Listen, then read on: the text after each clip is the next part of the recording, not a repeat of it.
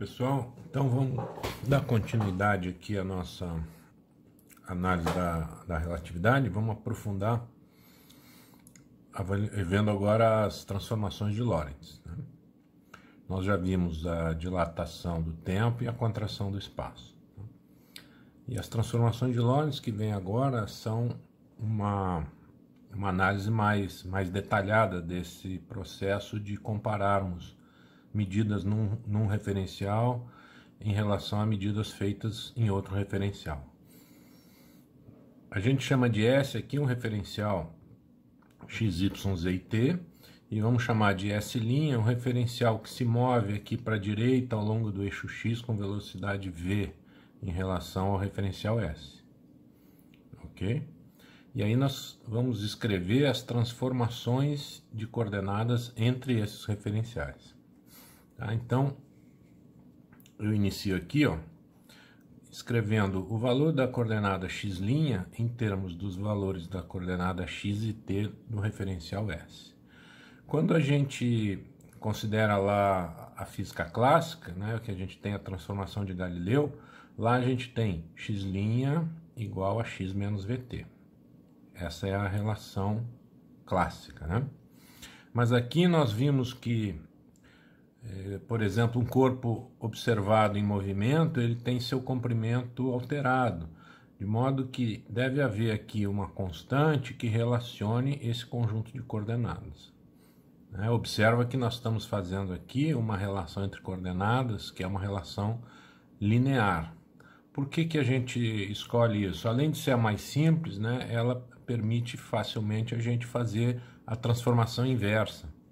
Porque deve haver uma certa simetria aqui na correlação entre esses sistemas de coordenada, né? Os efeitos que eu vejo acontecendo em S' observados de S devem ser semelhantes aos que eu vejo acontecendo em S observados de S', né? Para a gente poder obedecer ao princípio da relatividade. Então aqui nós estamos imaginando essa transformação linear e aparecendo aqui essa constante gama. Claro que quando a velocidade da luz for, a velocidade do corpo, a velocidade entre os referenciais, desculpem, for muito menor que a velocidade da luz, a gente deve voltar lá para a relação da transformação de Galileu, né? Então esse gama ele deve ir para 1 quando a velocidade é muito menor que a velocidade da luz. Quando eu estiver agora no referencial S' olhando para as coordenadas de S, né, eu estarei produzindo a transformação inversa, e aí nós vamos ter essa relação aqui, e eu vou justificá-la, né? Do ponto de vista da transformação de Galileu, seria x igual a x' mais vt, né? Porque olhando de S', o referencial S se move para a esquerda, né? E agora, em cima do que eu falei antes, de acordo com o princípio da relatividade, se de S você vê uma contração do espaço em S', de S' você vai ver a mesma contração do espaço em relação a S, de modo que essa constante aqui, que relaciona as coordenadas, deve ser a mesma que no caso anterior. Essa é uma conclusão muito importante. Ok? De modo que aqui nós temos já os conteúdos básicos para dar o próximo passo, que agora é achar uma relação entre os tempos nos dois sistemas. Tá? Nós vamos isolar esse T' aqui. Então nós vamos fazendo devagar aqui, x sobre gama menos x' igual a vt'. Tá? Vou fazer a demonstração aqui devagar, comentando, mas depois seria muito importante que vocês parassem o vídeo e refizessem com as próprias mãos essas contas, ok? É importante vocês estarem seguros aqui nesse desenvolvimento. Bom, seguindo em frente, eu vou isolar o T'. Então, T' ficou x sobre gama v menos x' sobre v. Está aqui, ok? Próximo passo, agora, x sobre gama v, e onde tem x', eu vou usar essa primeira equação aqui. vou substituir x' por gama, que multiplica x menos vt. Está aqui, gama x menos vt. De modo que agora, o que eu tenho? Eu tenho t', que é o tempo no referencial S', escrito em termos das coordenadas do sistema S. Tá? Vamos colocar o x em evidência aqui. Então, temos um x sobre v aqui nos dois primeiros termos, 1 sobre gama, menos este gama aqui, tá? Colocando x em evidência. E agora a parte temporal aqui, menos com esse menos deu mais, cortou esse v, então ficou mais t vezes gama. Então tá aqui, mais t vezes gama. Vamos colocar agora um gama em evidência, e aí vamos terminar dessa maneira aqui, tá? Coloquei um gama em evidência, então multipliquei por gama, vou dividir por gama aqui dentro. Então vai ficar x sobre v, tenho que dividir por gama, 1 sobre gama quadrado, menos 1. E o gama t que estava aqui, está aqui, gama vezes t. Então essa relação aqui escreve o t' em termos das coordenadas do sistema S, x e t no referencial S, ok?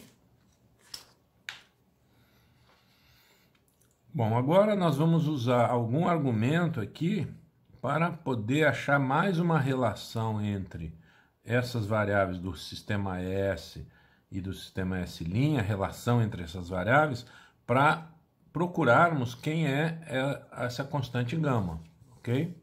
Nosso objetivo é achar o gama agora. Eu já escrevi as equações aqui para não me atrapalhar, por isso que eu estou indo aqui devagarinho, tá? Para não me atrapalhar com as contas. Então, olha só, o que eu vou considerar? Imagina que na origem dos referenciais em t igual a 0, a gente emita um pulso de luz que vai se propagar ao longo do eixo x. Tá? Pulso de luz se propagando ao longo do eixo x. Do ponto de vista do referencial S, então, a posição desse pulso de luz vai ser descrita por x igual a c vezes t. Mas, olha só, de acordo com o segundo postulado, a velocidade da luz é uma constante.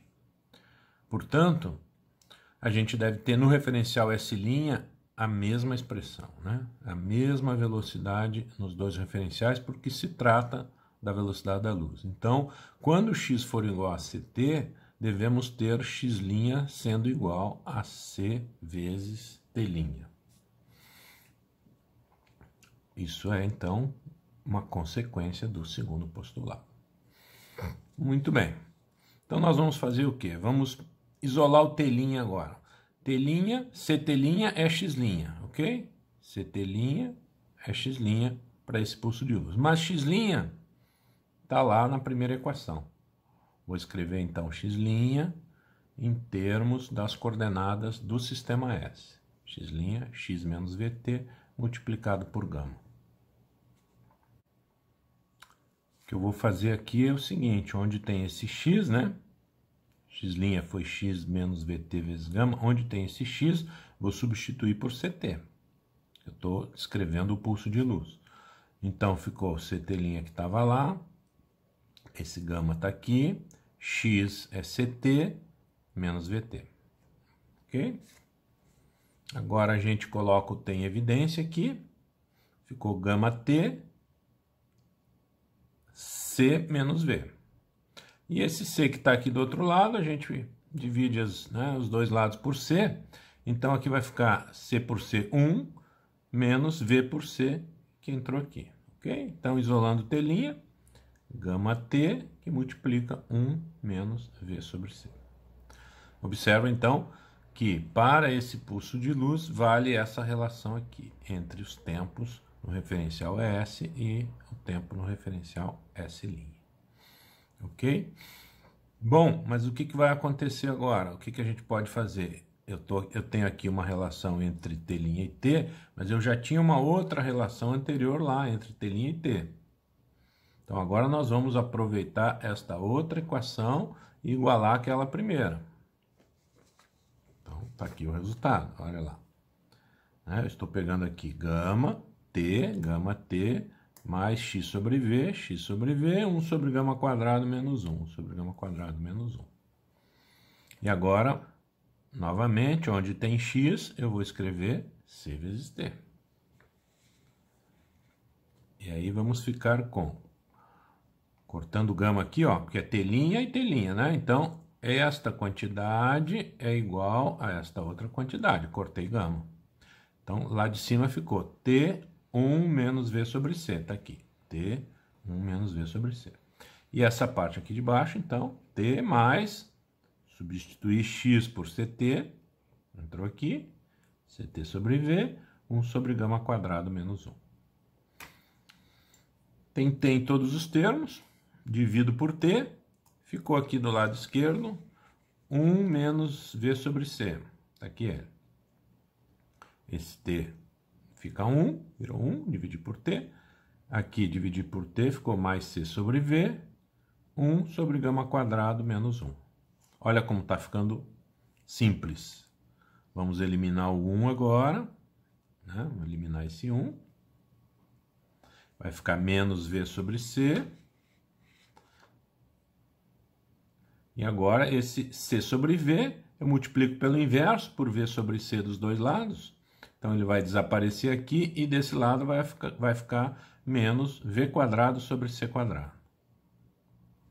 E aqui sobrou, então, do lado direito, 1 sobre gama quadrado menos 1. Olha lá como está ficando simples, né? Agora, vamos aqui para cima. 1 sobre... Somo 1 aqui dos dois lados, né? Então vai ficar 1 menos V2 sobre C2, está aqui, igual a 1 sobre gama quadrado. E aí, o gama, que era aquela constante lá, que correlacionava os dois sistemas de referência, ficou igual ao conhecido, famoso e belíssimo 1 sobre raiz de 1 menos V2 sobre C2, né? Isso aqui podemos dizer que é um resultado lindo, né? Ok? Conhecendo o gama, então agora eu já conheci a equação que faz a ponte entre o referencial S e o referencial S', né? Tá? Aqui, ó, né, entre x' e x e t, eu já achei o gama. Agora, entre t' e x e t, né, é a variável tempo do referencial linha escrita em termos das variáveis do referencial S, aparecia esse termo aqui, ó, 1 sobre gama quadrado menos 1. Então, vamos calcular ele aqui. 1 sobre gama quadrado é 1 menos V2 sobre C2. Quando eu subtraio o 1, sobra menos V2 sobre C2. Que esse resultado agora nós vamos colocar lá embaixo. Portanto, resumindo, né, esse x' ficou gama x menos VT, e o T', que estava aqui, ficou gama, que multiplica T, mais x sobre V, que eu vou multiplicar por menos V2 sobre C2. Menos V2 sobre C2. Tem um V que eu vou cortar aqui, então vai ficar menos V, que multiplica x, dividido por C quadrado.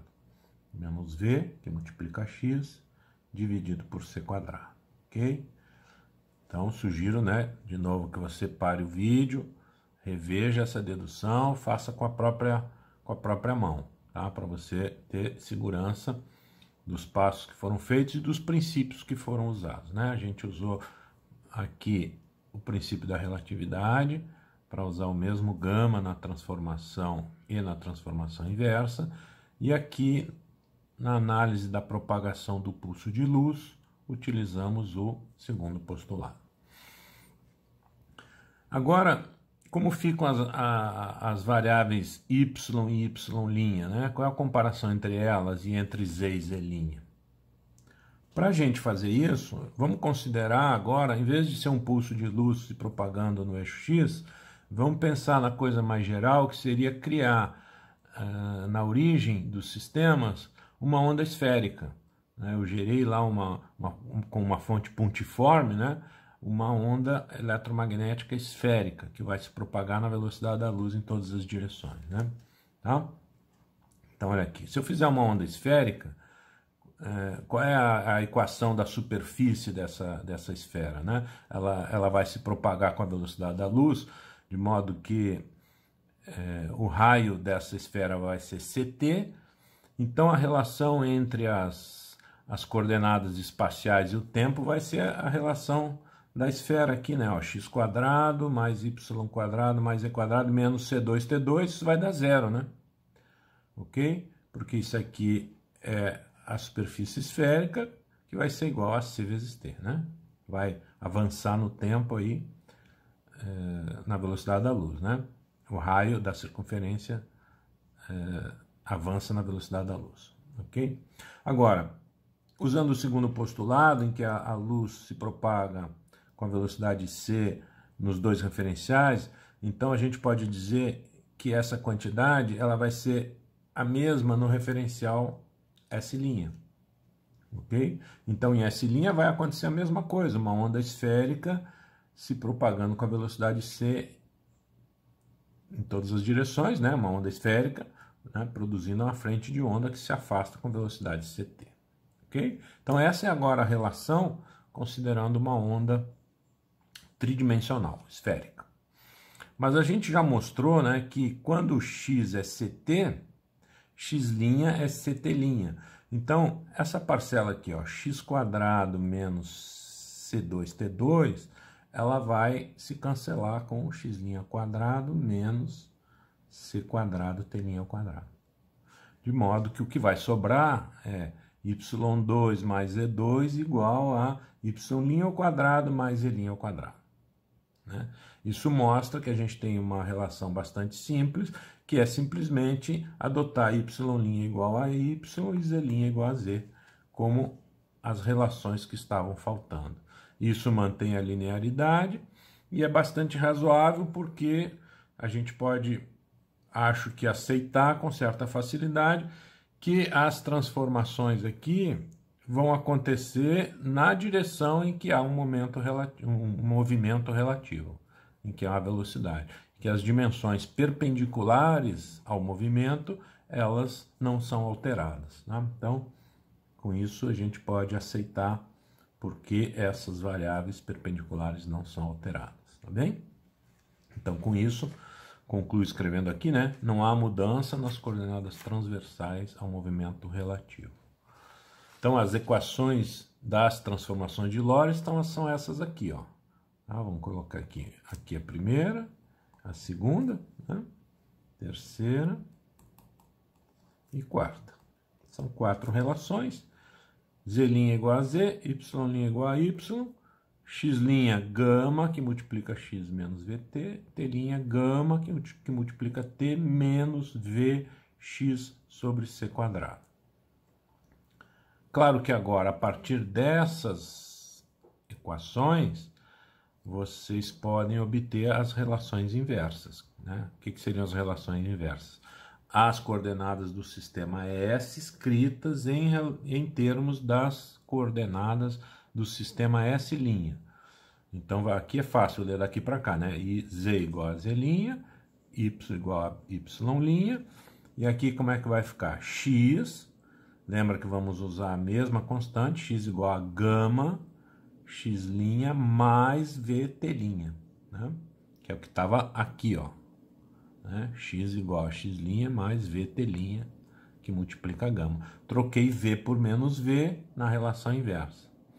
E a relação inversa do tempo, como é que vai ficar? Vai ficar T igual a gama, que multiplica T' mais Vx' sobre C2.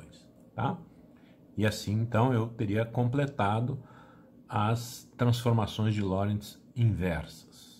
Ok? Então, o próximo passo agora é a gente fazer algumas aplicações em cima desses resultados aqui da transformação de Lorentz. Tá? Vamos ver a importância dessas transformações para a gente deduzir uma série de outros fenômenos na teoria da relatividade. Ok? Daqui a pouco eu volto com mais detalhes. Obrigado pela atenção.